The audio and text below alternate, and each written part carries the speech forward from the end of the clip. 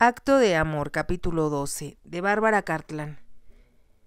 Le pegué donde me dijeron, atrás de la cabeza, dijo una voz masculina tan vulgar como la otra. No se notará bajo el cabello. El tono de aquellas voces desconcertó a Alina. Sin duda esos eran los hombres que la habían golpeado. Era lo bastante inteligente como para comprender que, si se movía, podían volverla a golpear. Trató, desesperadamente, de comprender lo que le estaba sucediendo. Se dio cuenta, porque los hombres habían mencionado a Milady, de que sus secuestradores actuaban por órdenes de Lady Moray.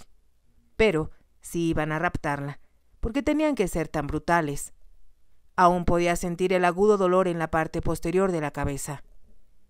Como había querido verse lo mejor posible para el marqués, se había arreglado el cabello en un moño muy elaborado sobre la nuca, que la doncella prendió con horquillas, añadiendo, como adorno, una rosa hecha con el mismo encaje que llevaba el vestido. Alina comprendió ahora que el golpe propinado por el palo, o el arma que hubiera usado su atacante, había sido reducido de manera considerable por el espesor de su cabello. De no haber sido así, estaría inconsciente todavía.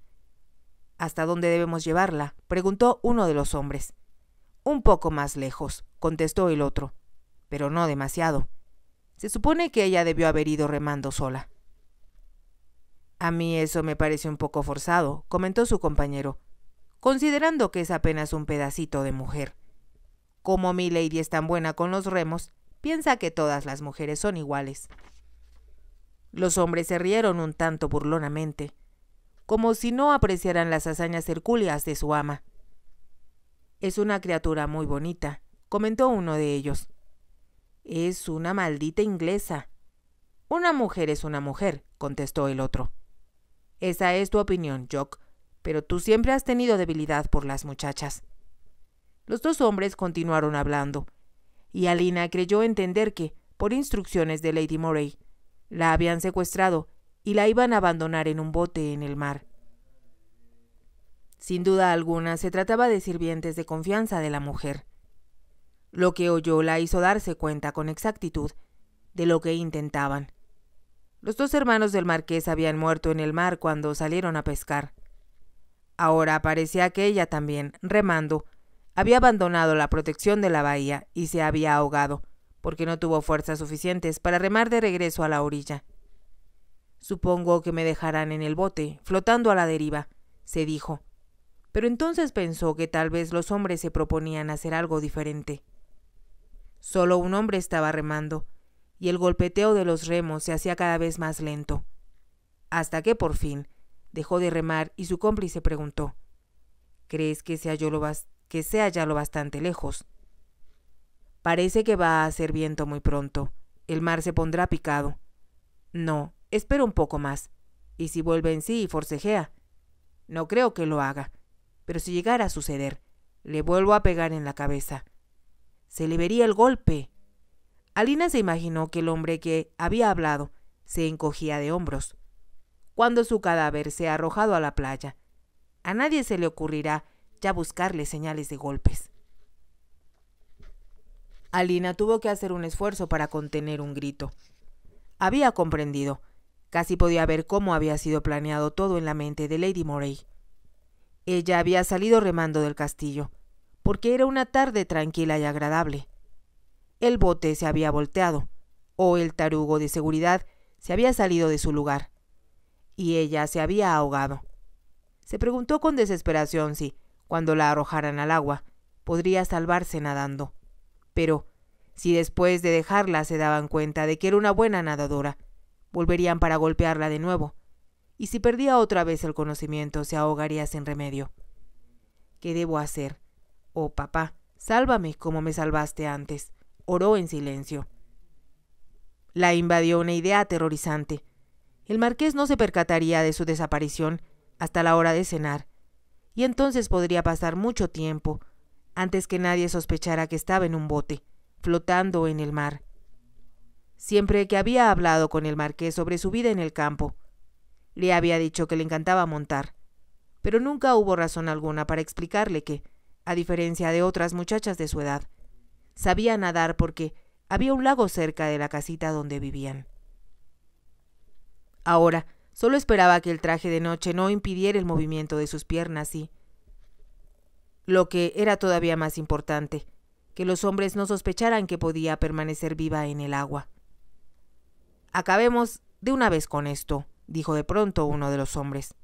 Está bien, contestó el otro irritado. «Pero no tenemos por qué darnos prisa». «Quiero volver a casa», dijo el otro. «Mamá me está esperando con la cena, y el camino es largo». Por la forma como habló, Alina comprendió que no iban a volver a la costa cercana al castillo, sino que se disponían a cruzar el mar hacia el punto donde surgió un brazo de tierra firme, y donde ella sabía que estaban las tierras de los MacNeil. «Primero, quítale la manta de la cara», ordenó el hombre que iba remando. Alina se puso rígida y permaneció inmóvil. Sintió que levantaban la gruesa manta que le habían puesto sobre la cabeza y que le dificultaba respirar. Supuso que los dos hombres la estaban mirando mientras ella seguía inmóvil a sus pies. «Sigue inconsciente», dijo uno de ellos. Ahora saltó al otro bote. «Salta al otro bote, Jock. Echaré los remos al agua y quitaré el tarugo al bote de ella». «Es una muchacha muy bonita», comentó Jock. «Ese no es asunto tuyo. Deja que los peces aprecien eso». Alina se dio cuenta de que Jock estaba tirando de otro bote, que sin duda habían llevado remolcando, hasta colocarlo junto a aquel en que estaban ahora. Saltó a él y el hombre que llevaba los remos los dejó caer al mar. Alina sintió cómo uno de ellos golpeaba contra el casco del bote en que ella se encontraba. El remero empezó a buscar algo a sus pies. Sacó el tarugo del bote, y en aquel instante ella se dio cuenta de que empezaba a entrar el agua. Jock, sin duda alguna, ayudó a su compañero a saltar al otro bote. «Ahora, vámonos a casa», dijo con brusquedad, «y date prisa». «Quiero llegar a cenar con mamá». «Anda, empieza ya a remar». Alina tuvo la impresión de que le estaba dirigiendo una última mirada. Esperó a que el sonido de los 4 remos en el agua se perdiera en la distancia, y cuando el silencio solo era interrumpido por el rumor de las olas, abrió los ojos. El agua estaba subiendo a toda prisa, llenando el bote hasta la mitad, pero no se movió aún. Sintió como el frío y la humedad iba invadiendo su cuerpo. Cuando se dio cuenta de que el agua no tardaría en cubrirle la cara, levantó la cabeza. Entonces, con mucha precaución, se sintió que estaba en un baño de agua fría. Miró en dirección del otro bote, y al comprobar que ahora solo era un punto lejano, estuvo segura de que los hombres no podían verla. Miró hacia el castillo, hacia la dirección de donde habían llegado, y sintiendo que se le hundía el corazón, advirtió que estaba mucho más lejos. La habían sacado de la protección de la bahía y ahora se encontraba en mar abierto. Era posible, sin embargo, nadar hasta la playa, si lo hacía con movimientos rítmicos y no se agotaba o se congelaba por el agua fría. «Tal vez me muera», pensó, y eso sería terrible para mamá. Sabía que su muerte también alteraría mucho al marqués, porque entonces su padre lo presionaría para casarse por el bien del clan. Estaba segura de que Lady Moray lo deseaba como hombre. Por supuesto que lo ama, porque es muy apuesto, pensó Alina. Pero ella es mala y perversa, pues ha intentado asesinarme, y el marqués sería muy desdichado casado con ella. En aquel momento se dio cuenta de algo, no solo extraordinario, sino increíble. Amaba al marqués. Él había salvado a su madre y ahora ella debía salvarlo a él. No solo porque no podía soportar la idea de que se casara con una mujer como Lady Moray, que no era digna de él en ningún sentido, sino porque quería estar con él, mientras él la quisiera a su lado. Lo amo, pensó. Si moría ahora, su amor sería inútil, porque no lo ayudaría como le había prometido. Miró hacia la playa y le pareció todavía más lejana que un momento antes. Comprendió que ello se debía a que el sol se había ocultado y empezaba a oscurecer. En la penumbra el castillo parecía envuelto en la neblina. «Ayúdame, papá, ayúdame», oró Alina. y como el agua seguía subiendo en el interior del bote, saltó al mar. El agua estaba muy fría. Alina nadó sin descanso, hasta que sintió que ya no podía mover las piernas, o volver de nuevo las manos hacia su pecho. Se hundió un poco en el agua, mientras el mar le salpicaba la boca y la nariz. No, no puedo hacerlo, gritó. No puedo ir más allá. Trató de ver a qué distancia se encontraba la playa, pero o sus ojos estaban demasiado débiles, o estaba demasiado oscuro. Cerró los ojos de nuevo y sintió que le faltaban kilómetros para llegar a la costa, que se divisaba aún muy lejos. Entonces, casi como si oyera la voz de su padre, le pareció que le decía al oído: «Si mueres, el marqués tendrá que casarse con Lady Moray, y él también será destruido». Con lentitud, la idea fue cobrando fuerza en su cerebro. No cabía duda de que al marqués no le interesaba Lady Moray como mujer, y era además una asesina, capaz de volver a matar otra vez. «Tengo que salvarlo, tengo que hacerlo», se dijo Alina con voz alta. De nuevo, su cabeza quedaba totalmente cubierta por el agua y no podía respirar. Sentía las piernas como si tiraran de ella pesados fardos, y tenía los brazos tan cansados que ya no podía nadar. «Te amo», gritó al marqués, «pero ya no puedo ayudarte». Cuando sintió que se estaba hundiendo, sus rodillas golpearon contra algo duro. Al mismo tiempo, su cabeza cayó hacia adelante, y su rostro quedó enterrado entre agua y arena. En ese momento perdió el conocimiento. Una voz ruda la despertó y advirtió que tiraban de ella hacia adelante. Alguien estaba gritando. Era la voz de un hombre. No comprendía lo que decía, pero sintió que la arrastraba al mismo tiempo. Pensó que tal vez los hombres de Lady Moray intentarían matarla otra vez. Unas manos bruscas la volvieron boca arriba y pensó que debía estar muriendo y que este era el fin. Se sintió hundir otra vez en una impenetrable oscuridad y, sin embargo, cuando alguien puso un brazo bajo sus hombros y le levantó la cabeza, un nuevo hálito de vida pareció surgir de su pecho. En el momento en que esos brazos la tocaron, supo de quién se trataba, y su corazón dio un vuelco. «Alina, Alina». Oyó la voz de Eli, porque lo amaba. Volvió la cabeza para apoyarla en su hombro. Él estaba allí, y la estrechaba contra su pecho. Estaba a salvo. «Otro trago, milady», decía una voz en tono decidido. «No, no», dijo Alina débilmente. «Es horrible». «Le dará calor, milady. Estaba helada como un témpano cuando la trajeron aquí». Ya no tenía frío ahora, pensó Alina, con una botella de agua caliente en los pies y otra a su lado. Podía sentir el calor penetrando en todo su cuerpo, del mismo modo como sentía que el whisky que alguien la estaba obligando a beber le quemaba la garganta, y descendía ardiente hasta su pecho. Le costaba trabajo abrir los ojos, pero logró hacerlo. Ahora vio el dosel de madera tallada que había sobre la cama, y notó que, del otro lado de la habitación, ardía un buen fuego en la chimenea. Advirtió dónde estaba. Estaba viva y había salvado al marqués, por lo tanto, no necesitaba seguir luchando. Había tenido que nadar una gran distancia, pero había salido con bien. Cerró los ojos de nuevo, y al hacerlo oyó la voz del ama de llaves que decía: «La señora está dormida, milord. Ya está mucho mejor. Dios debe haberla salvado».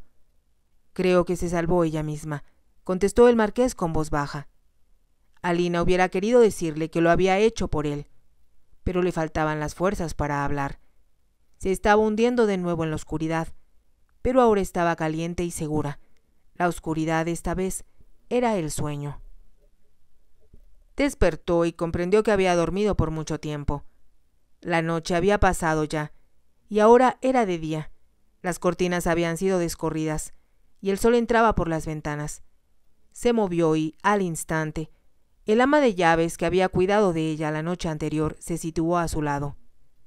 «¿Está despierta, milady?». Alina asintió con la cabeza sin acertar a decir nada. «Creo que necesita milady. Lo que necesita milady es algo de comer», sugirió el ama de llaves, «y creo que tuvo un buen descanso en la noche».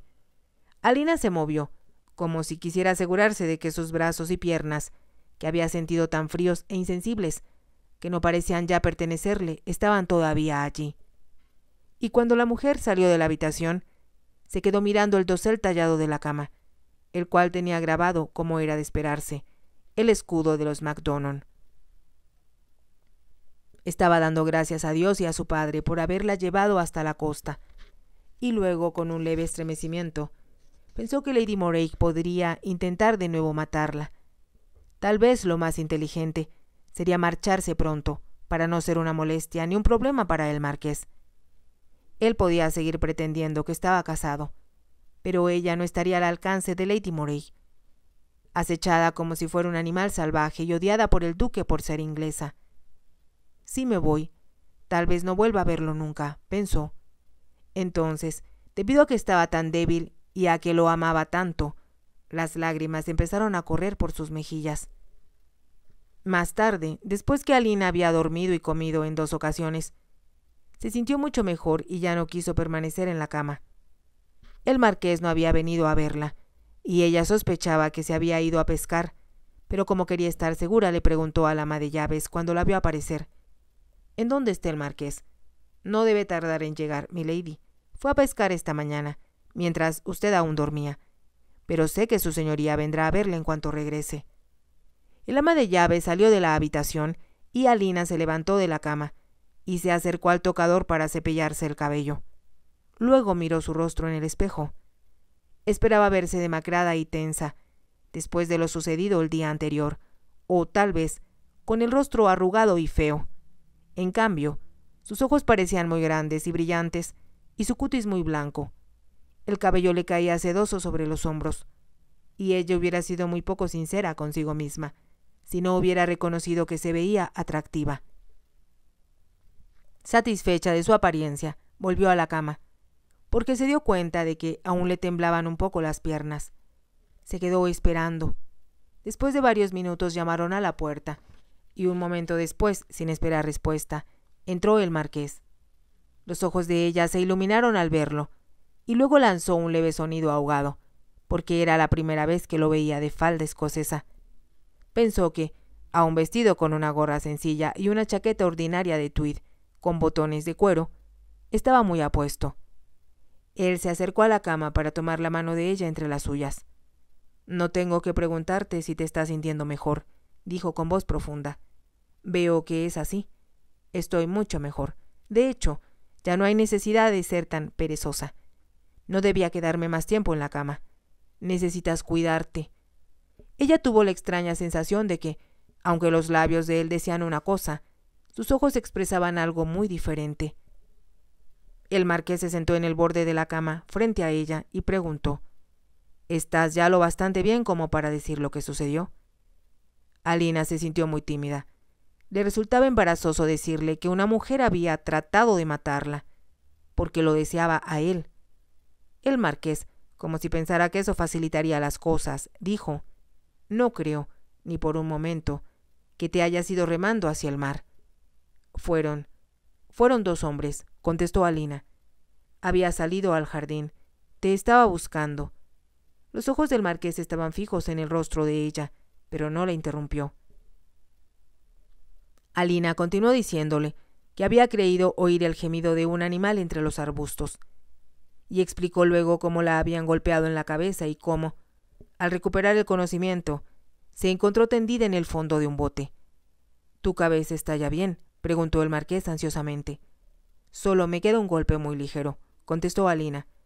«Sucedió que me había arreglado el cabello con gran cuidado, a fin de verme elegante para...». Se detuvo porque se dio cuenta de que había estado a punto de decir algo muy revelador.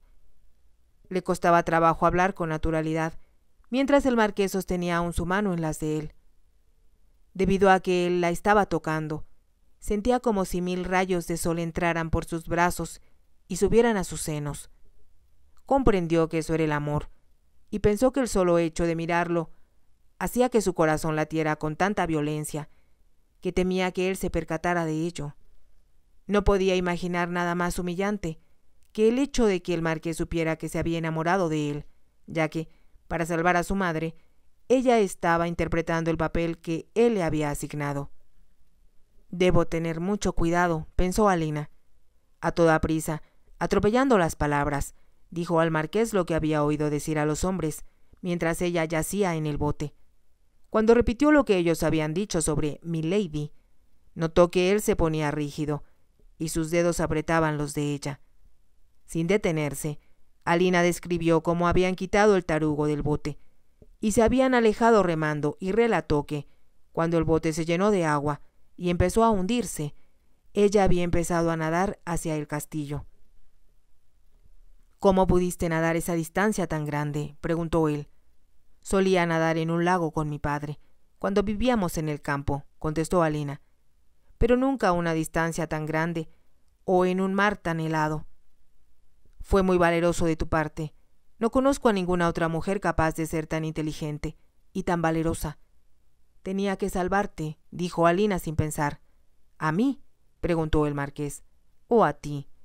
«Yo no importaba, pero comprendí que si moría, tu padre te obligaría a casarte con Lady Moray, y eso te habría hecho muy desventurado».